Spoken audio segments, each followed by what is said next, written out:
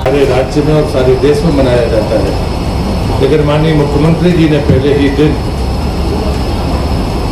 लोक माता अहिल्याबाई जी के उस पुरातन शस्त्रागार से पूजन करके एक घोषणा की है कि दशहरा इस बार लोक माता अहिल्याबाई के नाम पर होगा और सभी मंत्री या तो अपने प्रधान के जिले में होंगे या अपनी विधानसभा में होंगे। हमारे सभी विधायक और सांसद जिला मुख्यालय में जहाँ भी शस्त्रागार होगा वहाँ जाकर दशहरा का पूजन करेंगे और ये दशहरा लोक माता अहिल्याबाई को समर्पित होगा।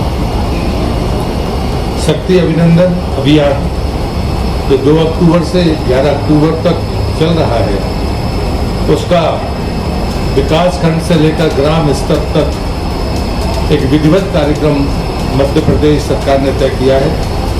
पहले बार में संवाद कार्यक्रम होंगे जिसमें कहानियाँ, रोजगार, व्यवसाय, महिलाओं की उद्यमिता को लेकर जितने भी हमारे महत्वपूर्ण विषय होंगे इस पर एक संवाद कार्यक्रम होगा। बालिकाओं के प्रशिक्षण हेतु जो सेफ्टी बात है, सशक्त वाहिनी पंजीयन, ये इसका दूसरा चरण होगा। मानसिक स्वास्थ्य संवेदी कार्यक्रम जिसमें विकास और महिला भागीदारी पर चर्चा होगी। बालिकाओं के द्वारा मार्शल आर्ट का प्रदर्शन और सकारात्मक पुरुष भागीदारी पर चर्चा, ये उसका चौथा बिंदु होगा। साइबर सिक्योरिटी एक बड़ी चुनौती है, इसलिए सोशल मीडिया सिक्योरिटी पर प्रशिक्षण होगा कि मैं निडर हूँ। इस स्लोगन के साथ बालिकाओं का दृष्टिकोण सोशल मीडिया कैंपेन के द्वारा पूरे राज्य में चलाया जाएगा। शक्ति संवाद समस्त थानों से जो हमारे महिला सुरक्षा कर्मी है वो ऐसे स्थानों पर जहाँ पर कोई सघन आबादी हो या गतिविधियाँ हो वहाँ पर वो बाकायदा इस पूरे सप्ताह में अपने प्रदर्शन को वहाँ पर जारी रखेंगी। सागर में एक इन्वेस्टर्स मीट, जो क्षेत्रीय इन्वेस्टर्स मीट माननीय मुख्यमंत्री जी ने तय की है, पूरे राज्य में लगातार ये जारी है।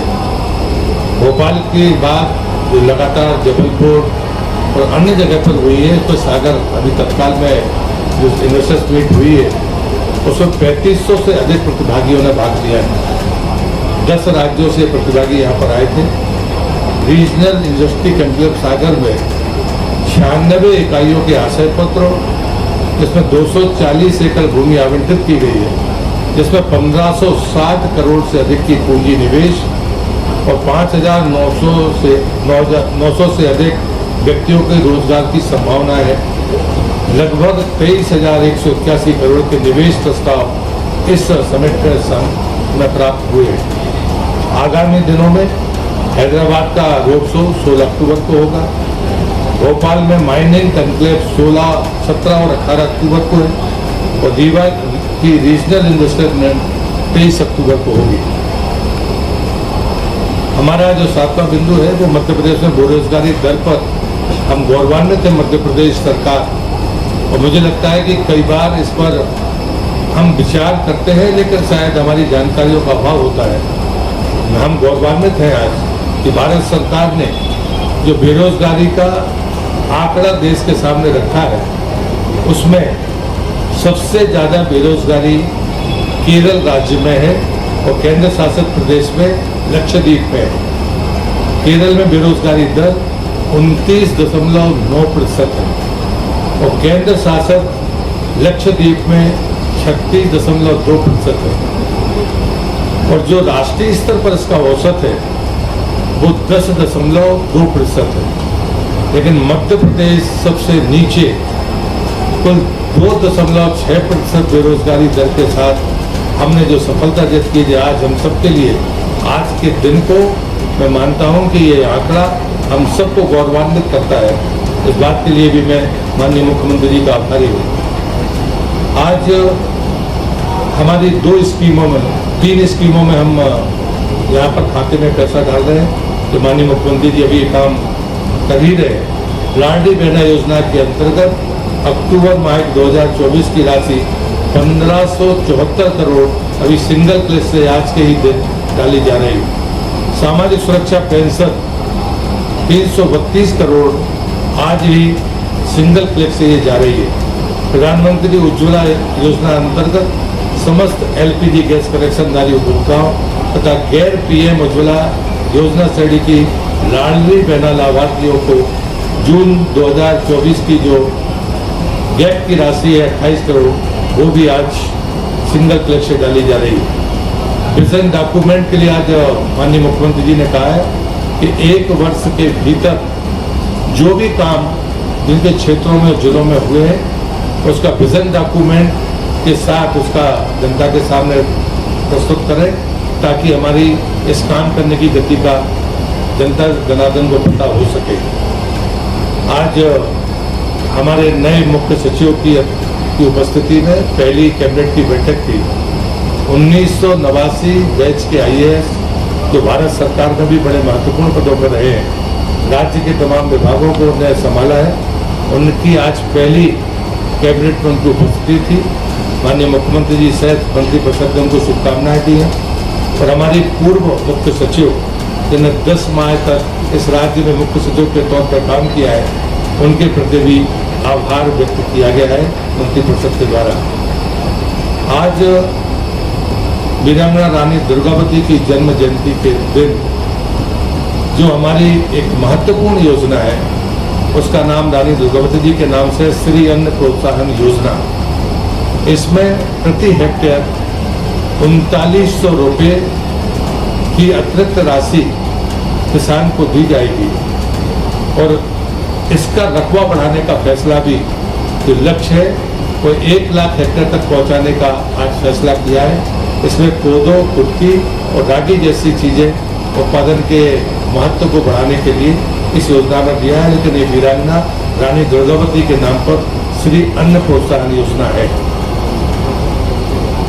दूसरा, मध्य प्रदेश में जो हमारा मिलेट का जो उत्पादन है वो लगातार बढ़ रहा है और मध्य प्रदेश ने उसमें अपना अव्वल स्थान प्राप्त किया है।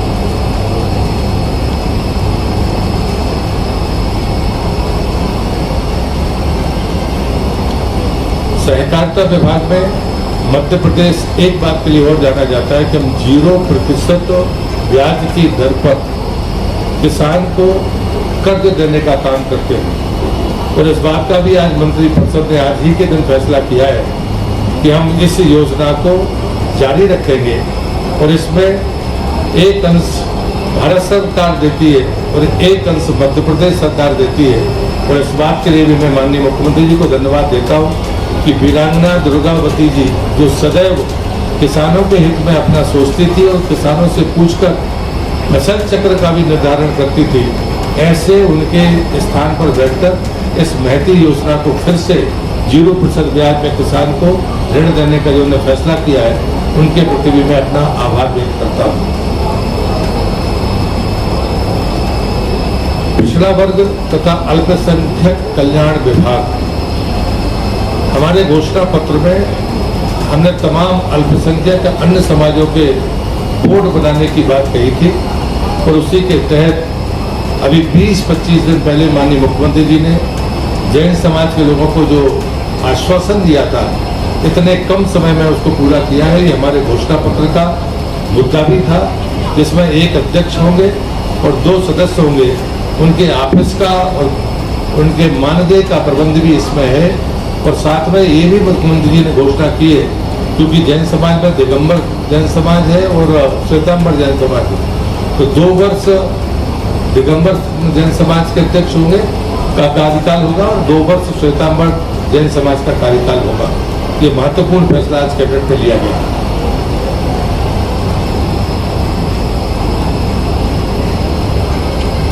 लोक स्वास्थ्य एवं चिकित्सा शिक्षा विभाग, नर्सिंग महाविद्यालयों में हमारी 2 श्रेणियां थी। पहले मध्य प्रदेश सरकार ने चिकित्सा विभाग को और शिक्षा विभाग, चिकित्सा शिक्षा विभाग को एक ही मंत्रालय कर लिया, एक मंत्रालय बना दिया था।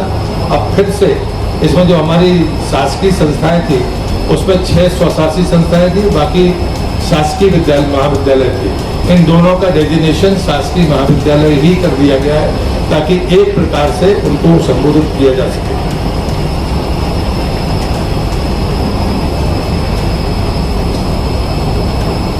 अंत में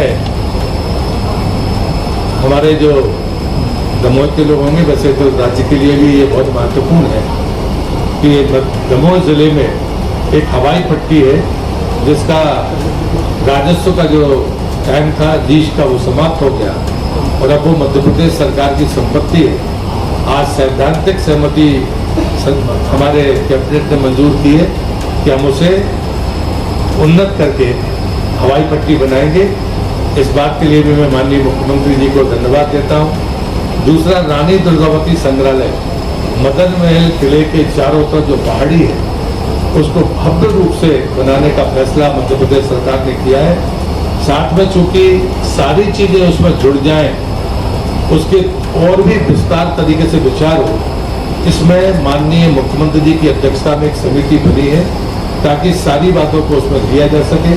उसमें हमारे स्थानीय मंत्री माननीय श्री राकेश सिंह जी, हमारे जनजातीय मंत्री माननीय विजय शाह जी, उसमें मेरा भी नाम है और यहाँ पर्यटन मंत्री धर्मेंद्र लोधी जी ये समिति के सदस्य होंगे और ये समिति ये तय करेगी कि वास्तव में उस उतने लंबे चौड़े क्षेत्र में किस प्रकार से डेवलपमेंट हो ताकि वीरांगना रानी दुर्गावती जी के उन तमाम व्यक्तित्व को निखारा जा सके, चाहे वो न्याय से जुड़ा हो, चाहे वो जल प्रबंधन से हो, चाहे उनकी प्रशासनिक क्षमता हो, चाहे वो किसान कल्याण की उनकी मनोवृत्ति हो, जितने भी प्रकार के उनके फैसले हैं वो सब उस संग्रहालय में दिखें जो ओपन होगा, जिसमें सभी प्रकार की सुविधाएं होंगी, जिसमें थिएटर भी होगा, ओपन थिएटर भी होगा, जितने प्रकार के अनाज के या जनजातियों की रहन सहन की जितनी भी विधियां हो सकती हैं वो सब वहाँ पर मौजूद हो।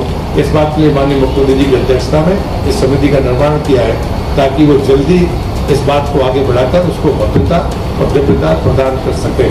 आज का दिन तो पूरी तरह से वीरांगना रानी दुर्गावती जी के लिए समर्पित है और इसलिए जितनी भी योजनाएं या जितना हम कर सकते थे हमने आज श्रद्धा के सुमरन के चरणों में अर्पित किए हैं। और जो हमारे जनप्रतिनिधि थे, हम लोगों ने माना कि हवाई पट्टी के उद्धार के बारे में आगे बढ़ना चाहिए, तो उस पर सैद्धांतिक सहमति उन्होंने दी है। तो मुझे लगता है कि ये और पर्यटन की दृष्टि से जो रानी दुर्गावती के इस पूरे क्षेत्र में होना है उसके लिए बाकायदा एक रोड मैप है। बहुत धन्यवाद सबको।